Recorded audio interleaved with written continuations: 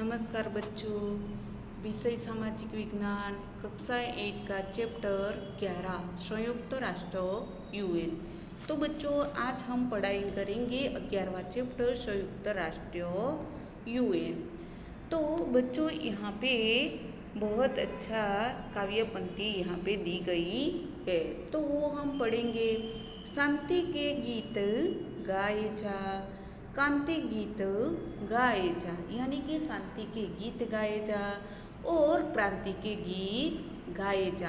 कह रहा तिरंगा अब ऊंचा सर उठाए जा, यानी कि तिरंगा हमारा जो है वो अब कह रहा है कि ऊंचा सर उठाए जा। रंग धर्म ज्ञाति भेद रहे हैं जग में खेद, यानी कि रंग धर्म जाति में भेदभाव नहीं रहे हैं और जग में खेद, यानी कि जग में एकता की क्रांति लहराए जा। बंधनों को तोड़ के एकता को लाए जा, यानी कि सब बंधन तोड़ के सब एक साथ मिलजुल कर रहे, ऐसी एकता को लाए जा। युद्ध को घटाए घोर छा रही है चारों ओर, यानी कि बच्चों युद्ध की घटाए घोर और छा रही है चारों ओर युद्ध की लहरें छा रही है। शांति की हवाएं बन बदलिया हटाए जा, यानी कि शांति की हवाएं, शांति की लहरें यानी कि हवाएं बनना है और बदले की भावना को हमें हटाना है। जैसे कि वसुदेव कुटुंबकम की भावना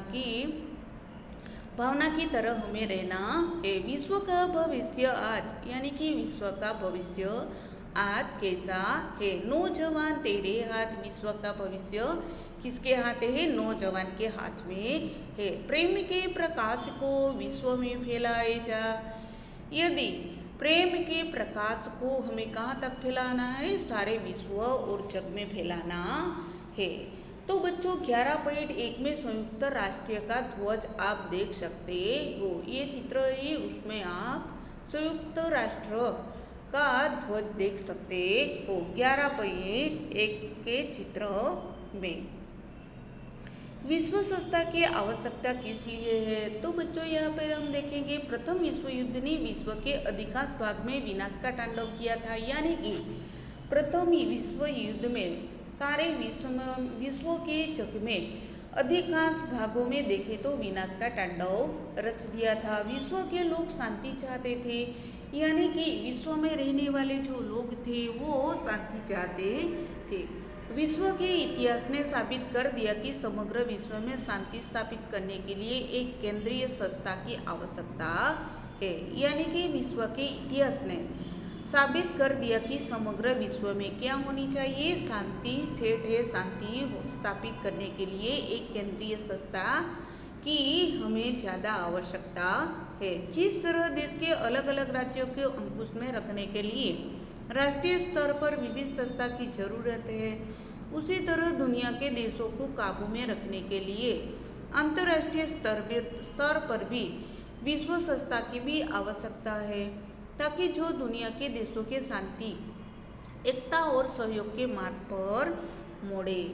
यानी कि बच्चों विश्व के इतिहास में देखें तो वो साबित कर दिया है कि समग्र विश्व में हमें शांति स्थापित करने के लिए केंद्रीय संस्था की हमें ज़्यादा आवश्यकता है। जिस तरह देश के अलग अलग राज्यों को अंकुश में रखने के लिए राष्ट्रीय स्तर पर विविध संस्थाओं की जरूरत रहती है, उसी तरह दुनिया के देशों को काबू में रखने के लिए अंतर्राष्ट्रीय स्तर पर भी विश्व संस्था की आवश्यकता रहती है, ताकि जो दुनिया के देशों को शांति ला सके, एकता ला सके और सहयोग के मार्ग पर मोड़ सके। अमेरिका के राष्ट्रपति ने विश्व संस्था का विचार प्रस्तुत किया। परिणाम स्वरूप ईस्वी सन 1920 में युद्ध को रोकने वाले और शांति के चाहक राष्ट्रीय संघ लीग ऑफ नेशन संस्था की स्थापना हुई। तो बच्चों अमेरिका के राष्ट्रपति ने विश्व संस्था का विचार प्रस्तुत किया। परिणाम स्वरूप ईस्वी सन 1920 में युद्ध को रोकने के लिए और शांति चाहने के लिए राष्ट्रीय संघ लीग ऑफ नेशन संस्था की स्थापना हुई थी। तो बच्चों ये वाला आपको प्रश्न पूछा जा सकता है, आप लाइन कर सकते हो। विश्व स्तर पर यह संस्था स्थापित करने का यह प्रथम प्रयास था, यानी कि विश्व स्तर पर यह संस्था स्थापित करने का सबसे पहला प्रयास रहा।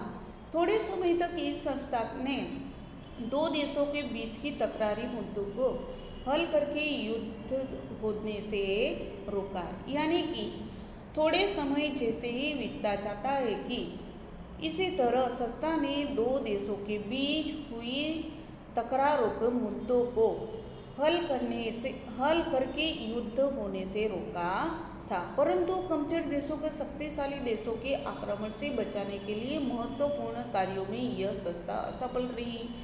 परंतु कमजोर देशों को शक्तिशाली देशों के आक्रमणों से बचाने के लिए महत्वपूर्ण कार्यों में यह संस्था असफल रही और द्वितीय विश्व युद्ध फूट पड़ा। तो बच्चों देखेंगे, द्वितीय विश्व युद्ध ने प्रथम विश्व युद्ध से भी अधिक विनाश किया, यानी कि प्रथम विश्व युद्ध में जितना विनाश हुआ था उससे भी ज़्यादा द्वितीय विश्व युद्ध में विनाश हुआ। परमाणु बम जैसे विनाशक शस्त्रों का उपयोग करके बड़े समुदाय में मानव संहार किया गया, यानी कि द्वितीय विश्व युद्ध में किसका उपयोग किया गया था? परमाणु जैसे विनाशक शस्त्रों का उपयोग करके बड़े समुदाय में मानव संहार किया गया था। दुनिया के सभी देशों को कम या अधिक अंश में इसे सहन करना पड़ा, क्योंकि इसका प्रभाव दुनिया के कई सारे देशों पे पड़ा था। सभी देशों को कम या अधिक अंश में देखें तो इसका दुख सहन करना पड़ा था। विश्व में हाहाकार मच चुका था। तो बच्चों हम देखेंगे 11.2 संयुक्त राष्ट्र का मुख्यालय कहाँ पे आया हुआ है? तो बच्चों आप लाइन कर लेना, न्यूयॉर्क में आया है। तो संयुक्त राष्ट्र संधि यूनो का उदय कैसे हुआ?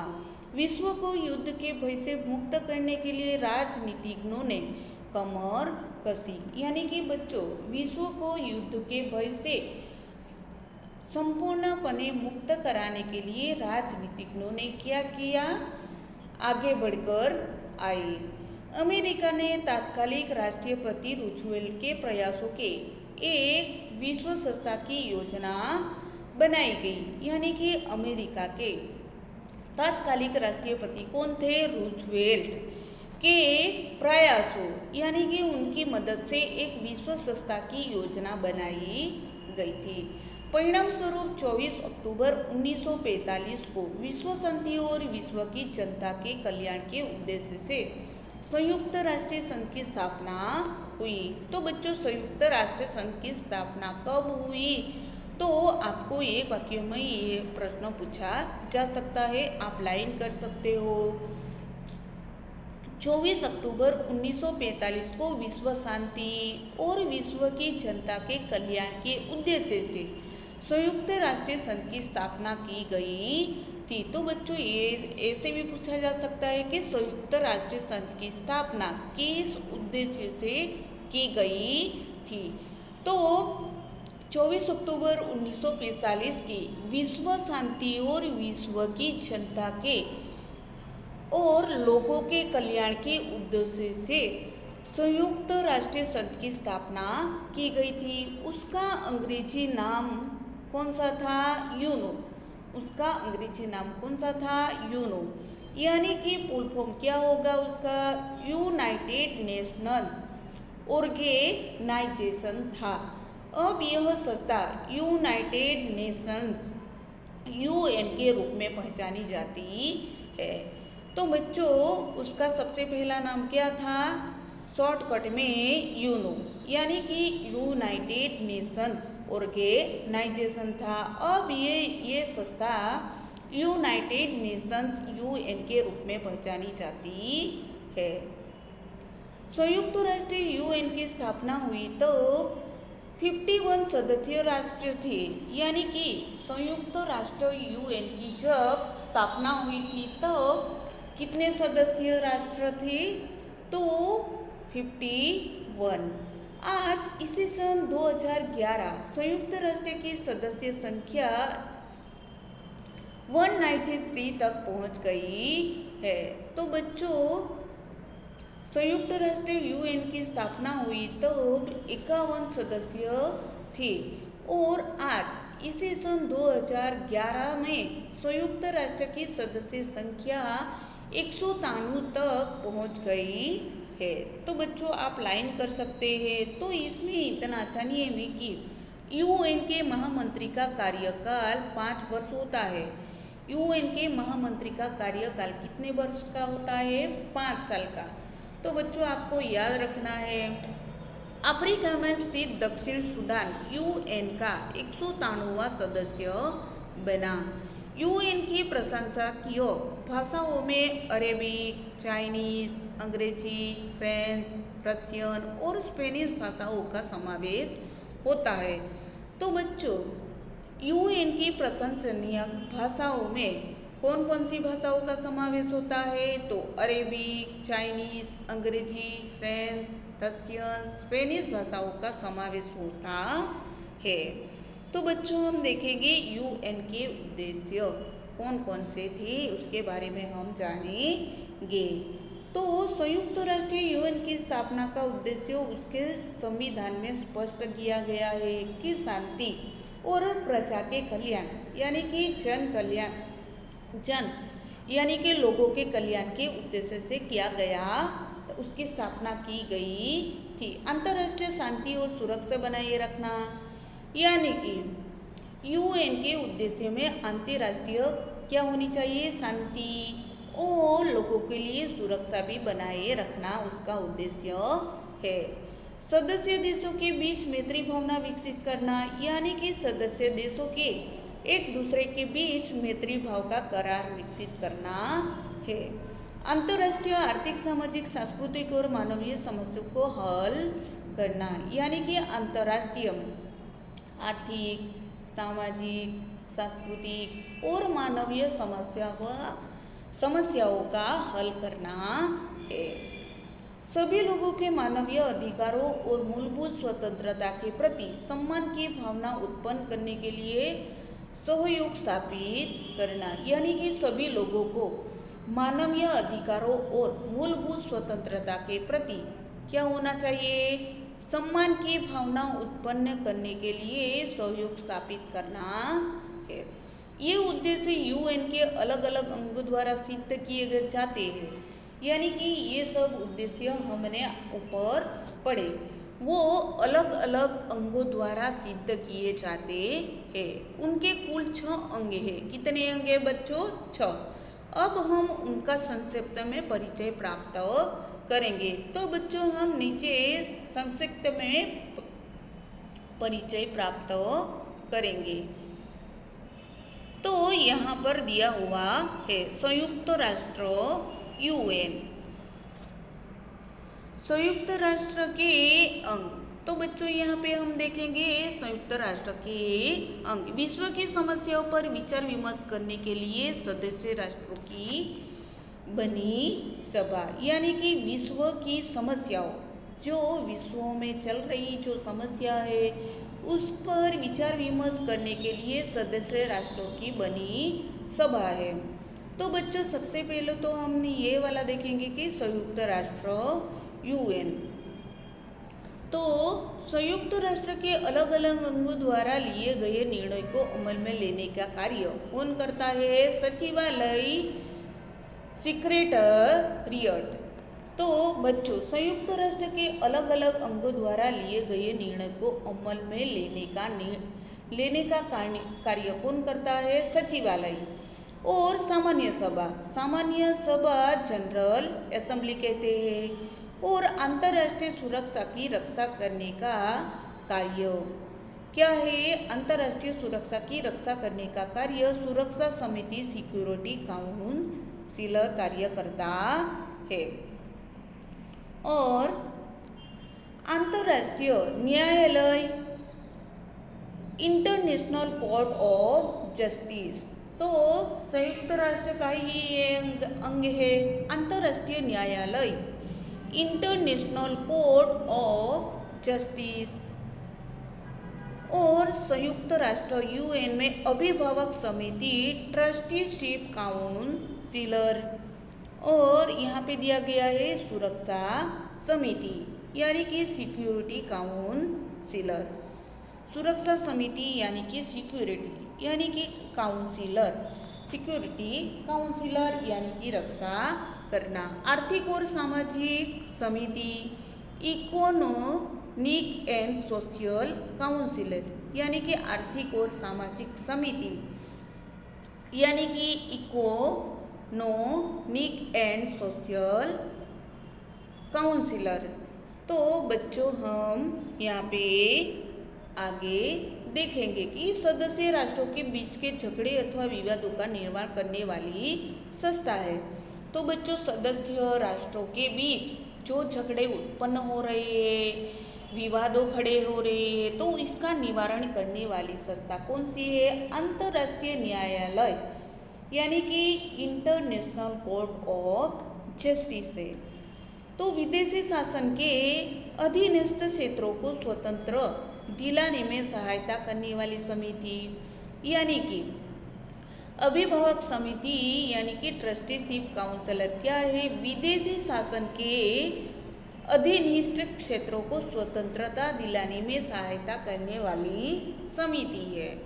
और विश्व की जनता की आर्थिक और सामाजिक स्थिति सुधारने का कार्य कौन सी संस्था करती है? आर्थिक और सामाजिक स्थिति इकोनॉमिक एंड सोशल काउंसिलर ये संस्था करती है। तो बच्चों आपने देख लिया संयुक्त राष्ट्र यूएन के कितने अंग है।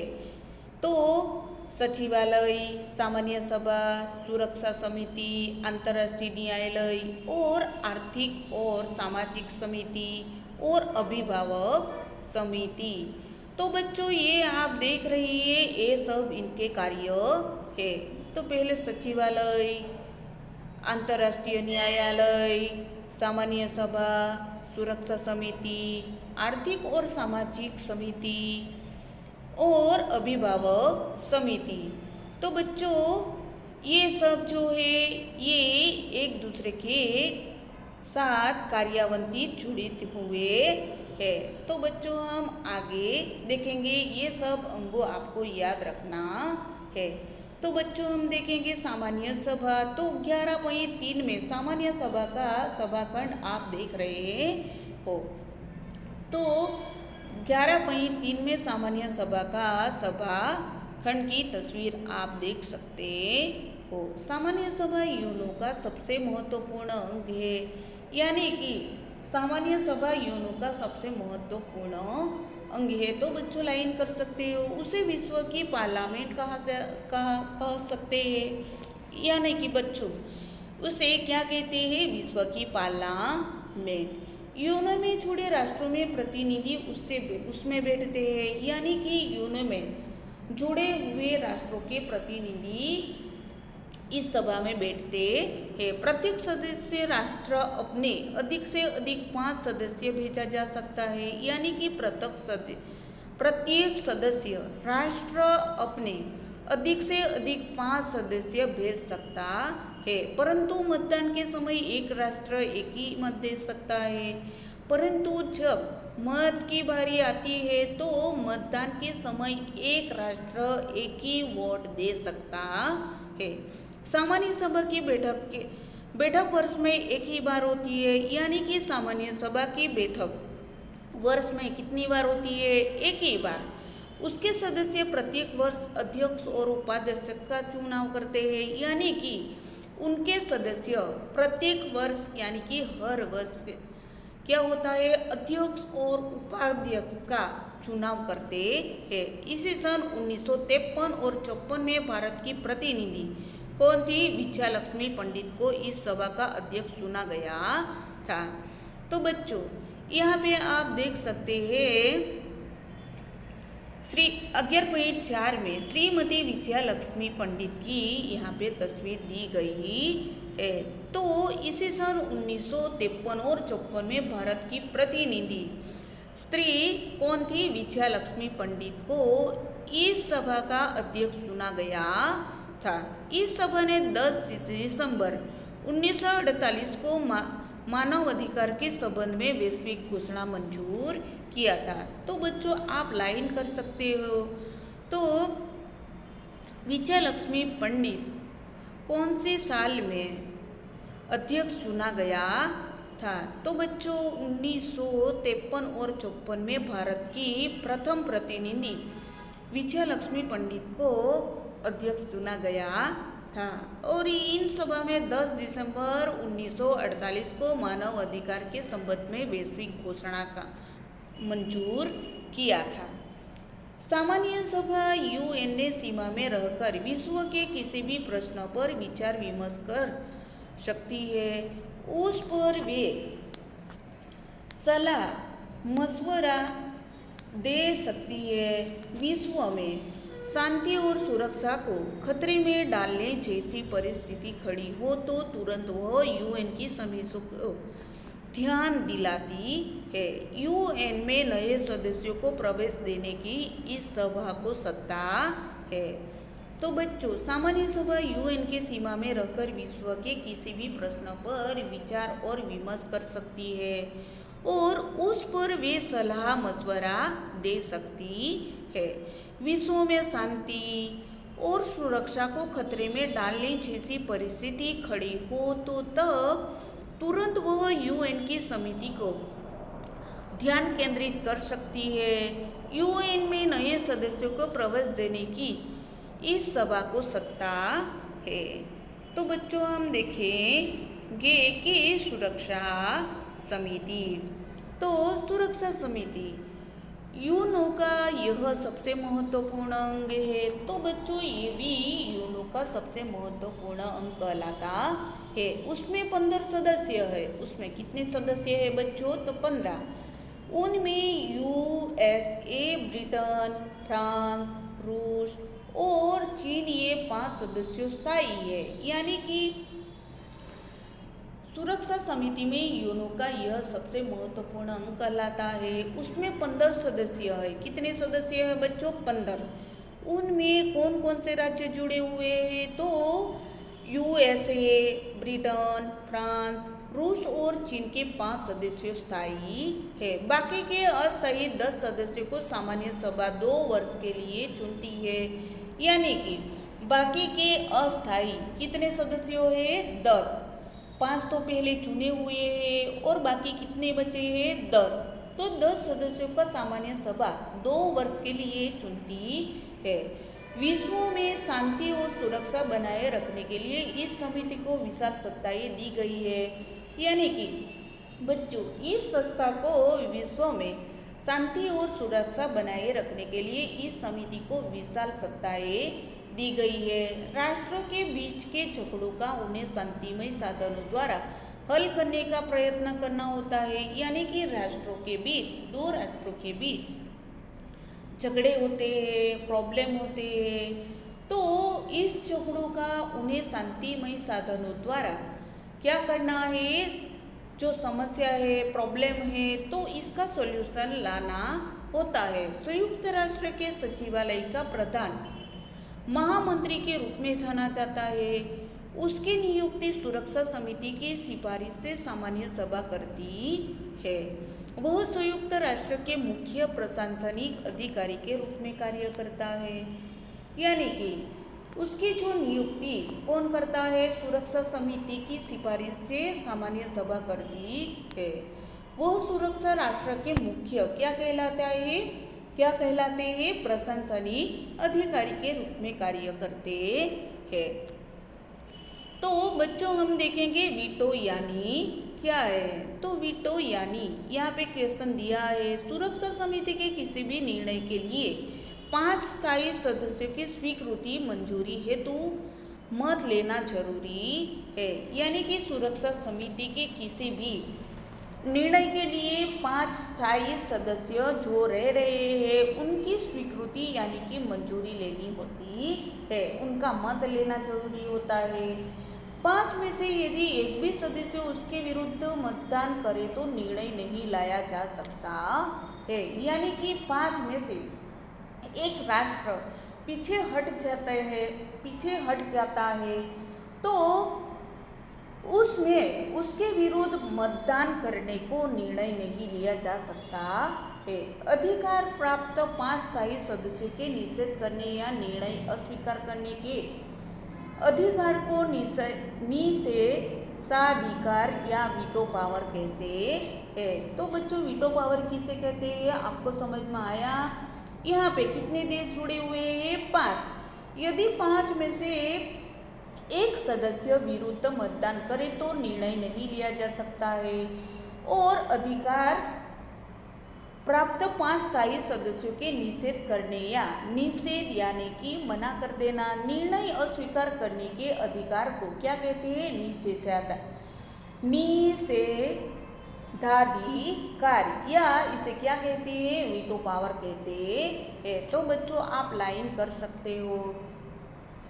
संयुक्त राष्ट्र की विशिष्ट संस्थाएं विश्व के लोगों का जीवन स्तर कैसा रहा है, ऊंचा आए, उन्हें रोजगारी के अवसर प्राप्त हो तथा लोगों का सामाजिक, आर्थिक, शैक्षणिक और सांस्कृतिक विकास के लिए प्रयास करना संयुक्त राष्ट्र का महत्वपूर्ण कार्य है।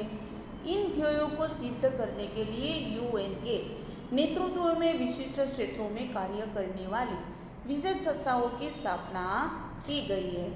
तो बच्चों संयुक्त राष्ट्र की विशिष्ट संस्थाएं तो विश्व के लोगों का जीवन स्तर ऊंचा आए, उन्हें रोजगारी हर वक्त मिलती रहे तो और लोगों का सामाजिक, आर्थिक, शैक्षणिक और सांस्कृतिक विकास के लिए प्रयास करना संयुक्त राष्ट्र का महत्वपूर्ण कार्य है।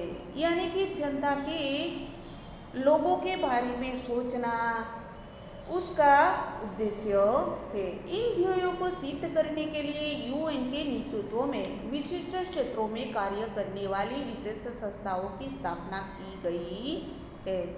तो बच्चों हम देखेंगे यहाँ पे दिया गया है यूएन की विशेष संस्था का नाम विश्व संस्था संगठन, संक्षिप्त नाम क्या है WHO। यानी कि संस्था का मुख्यालय कौन सा है जिनीवा। संस्था के मुख्य कार्य कौन से हैं तो बच्चों आपको याद रखने हैं। संस्था का मुख्यालय आपको याद रखना है, उसके कार्य कौन से हैं वो भी आपको याद रखने हैं। दुनिया के लोगों का शारीरिक और मानसिक स्वास्थ्य में सुधार करने के लिए प्रयत्न करना। यानी कि विश्व यूएन की विशिष्ट संस्था का नाम क्या है विश्व संस्था स्वास्थ्य संगठन। संक्षिप्त नाम क्या है WHO। यानी कि संस्था का मुख्यालय जिनीवा है। संस्था के मुख्य कार्य लोगों का शारीरिक और मानसिक स्वास्थ्य में सुधार करने के लिए प्रयत्न करना है। तो बच्चों हम देखेंगे यूनेस्को पूरा नाम क्या है यूनेस्को। और संस्था का मुख्यालय कौन सा है पेरिस। और उसका कार्य दुनिया के विविध देशों के बीच शैक्षणिक, वैज्ञानिक, सांस्कृतिक क्षेत्रों में परस्पर सहयोग स्थापित करना है। तो बच्चों आपको याद रखना है यूनेस्को, उसका पूरा नाम ही यूनेस्को है और मुख्यालय पेरिस में आया हुआ है। संस्था के मुख्य कार्य कौन से हैं दुनिया के विविध देशों के बीच शैक्षणिक, वैज्ञानिक और सांस्कृतिक क्षेत्रों में परस्पर सहयोग यानी कि मदद करना उसका कार्य है। अंतर्राष्ट्रीय मजदूर संगठन यानी कि ILO कहाँ पे आया हुआ है जिनीवा में। उसका कार्य कौन सा है मालिकों द्वारा मजदूरों का शोषण न हो, उचित वेतन प्राप्त हो उसके लिए प्रयत्न करना। यानी कि अंतर्राष्ट्रीय मजदूर संगठन का पूरा नाम कौन सा है ILO। कहाँ पे आया हुआ है तो जिनीवा में। उसका कार्य तो मालिकों द्वारा मजदूरों को जो भी मजदूरों है उसका शोषण न हो और उचित वेतन उसे जितने भी हकदार हो उसे उसी तरह का वेतन प्राप्त हो उसके लिए प्रयत्न करना है। तो बच्चों हम देखेंगे यूनिसेफ। तो पूरा नाम क्या है? यूनिसेफ कहाँ पे आया हुआ है? न्यूयॉर्क में। तो उसका संस्था का कार्य कौन सा है? तो बालकों के जीवन की गुणवत्ता सुधरे, यानी कि छोटे जो बच्चे हैं उनके जीवन की गुणवत्ता सुधरे, समुचित और पोषण युक्त आहार प्राप्त हो, यानी कि छोटे बालकों को क्या मिले? समुचित प्रोटीन पोषण युक्त आहार प्राप्त हो, ऐसे बाल कल्याण के कार्यक्रम आयोजित करना, यानी कि इस संस्था का कार्य छोटे बच्चे जो है उनके जीवन की गुणवत्ता सुधरे, समुचित और पोषण युक्त यानी कि प्रोटीन आहार मिले और बाल कल्याण के कार्य आयोजित करना इस संस्था का कार्य है। खुराक और कृषि FAO कहाँ पे आया हुआ है? रोम।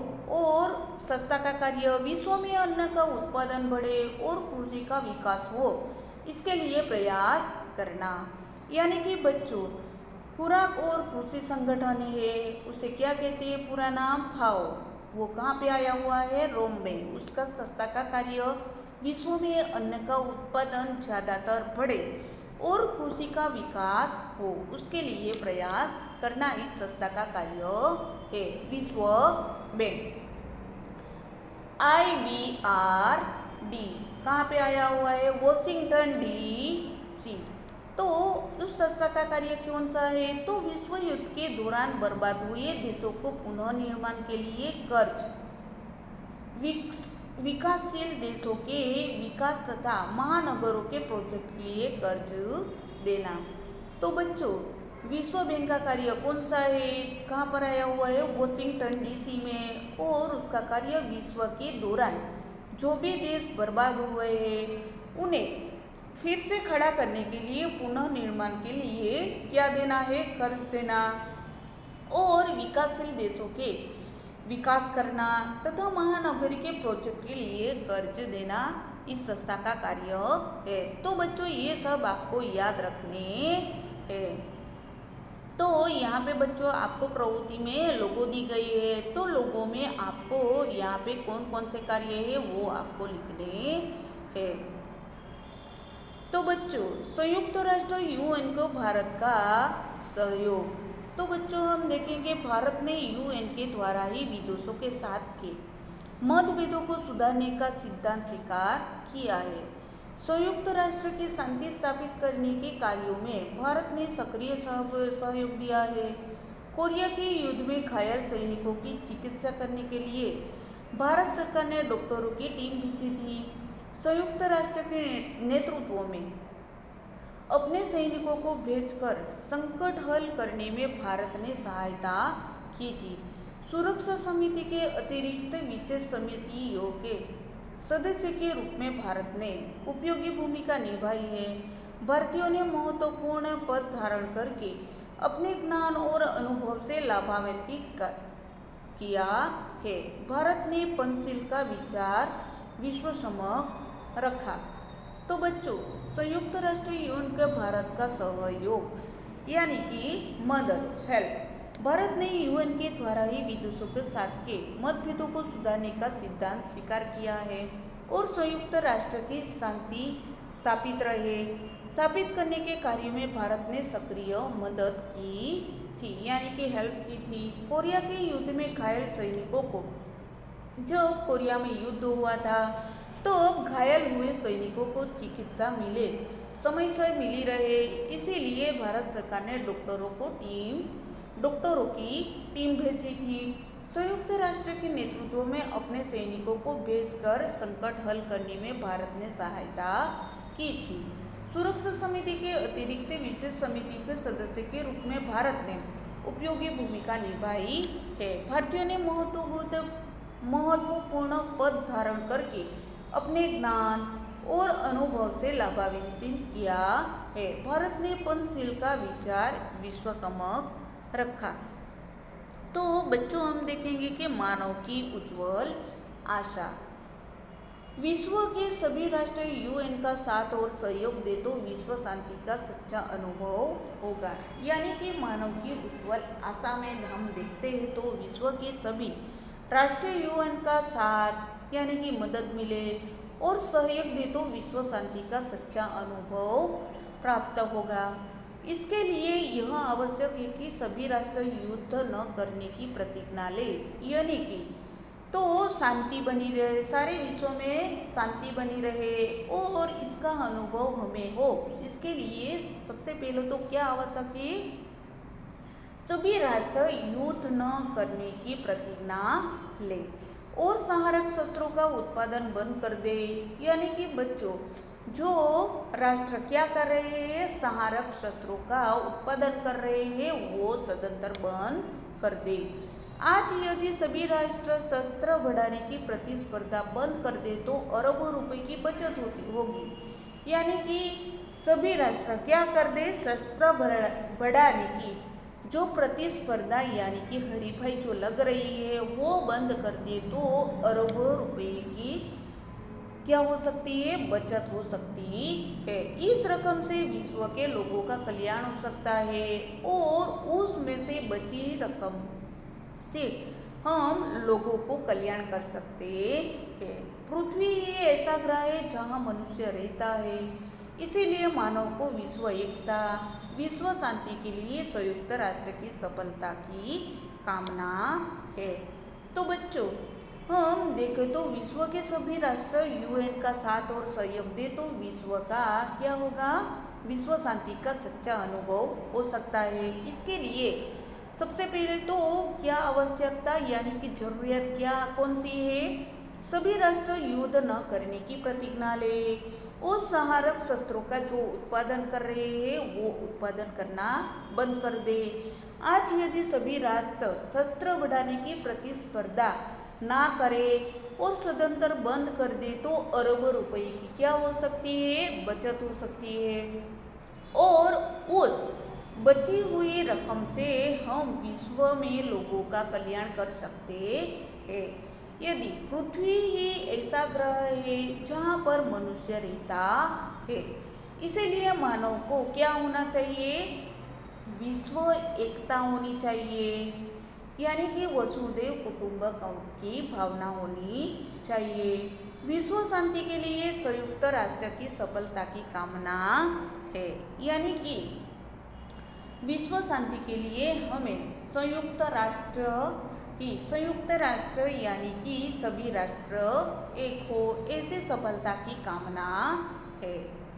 तो बच्चों यहाँ पे हमारा चैप्टर पूर्ण होता है और स्वाध्याय यहाँ पे दिया गया है। तो आपको सामाजिक विज्ञान की कॉपी में ये स्वाध्याय लिखना है। प्रश्न 1, निम्नलिखित प्रश्नों के उत्तर दीजिए। 1 से 5 दिए गए हैं। प्रश्न 2, निम्नलिखित विधानों में से सही विधानों के सामने सही का और गलत विधानों के सामने गलत का चिन्ह लगाइए। 1 से 5 दिए गए हैं। प्रश्न 3, निम्नलिखित के बारे में संक्षिप्त टिप्पणी लिखें, यानी कि 7-8 वाक्य में आपको लिखना है। प्रश्न 1 से 3 दिए गए हैं। प्रश्न 4, नीचे बताए संस्थाओं के प्रति लोगो खोजकर नोटबुक में चिपकाकर अथवा आकृति बनाकर उनके नीचे संस्था का पूरा नाम लिखिए। तो बच्चों हमने जो कोष्ठक पढ़ा है, कोष्ठक में पूरे नाम दिए गए हैं, उसकी संस्था कहाँ पर आई हुई है और उसका कार्य कौन कौन सा है वो भी आप वहीं पे देखकर लिख सकते हो। तो बच्चों आपको 1 से 4 प्रश्न एग्जाम के लिए तैयार करने हैं।